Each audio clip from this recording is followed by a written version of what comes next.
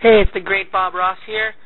I'm still doing these crappy slideshows. I'm sorry, but I've had some trouble with my camera still, and this is probably going to be the way I'm doing this until I get my camera situation solved or get a new camera. But I've got two reviews today. The first of which is Liam Neeson's new action movie, Taken. Pretty much, you don't need to know the plot of this movie. It's really simple. His daughter gets kidnapped while she's on a trip in Europe, and he has to go and get her back. And there's a plot involving drugs and prostitution as well. That everything gets tangled all together. But really, this is just a vehicle for Liam Neeson to just kick a lot of butt and take no prisoners, no mercy, just go and destroy everybody. But it does a really good job with the relationships between him and his ex-wife and his daughter. But really, it's just a really good action movie, too. It's written by Luc Besson, who also wrote the Transporter movies and wrote and directed Leon the Professional. So he makes a lot of these type of movies.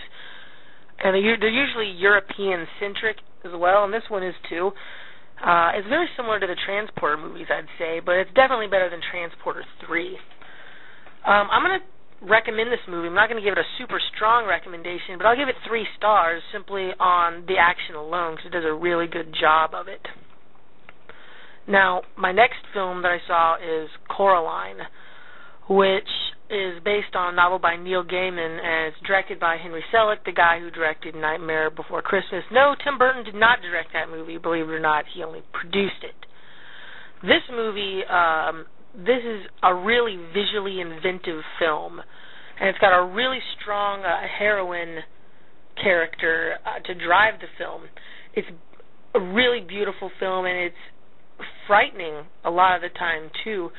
It's not scary. I'm not going to say it's disturbing, but it just has there's just a frightening theme going on. It's a mature theme as well. It's stop motion animated, and it's really beautiful. It's an hour and 40 minutes, so it's actually the longest stop motion film that's been made in history. It's probably, I'm going to go ahead and say this is the first really strong film to come out in 2009. There just haven't been a lot of good ones coming out, but this one I definitely suggest going to see in the theater. The 3D in this, I'm not going to say it works because I still can barely tell when things are in 3D and when they're not. Maybe it's just my eyesight. I'm just not used to 3D. Maybe I just don't like it, but it's still a good movie beside the 3D. So I'm giving it 3.5 stars. It's not only not getting 4 because it does get a little boring sometimes. So that's all I have for this week, those 2 reviews.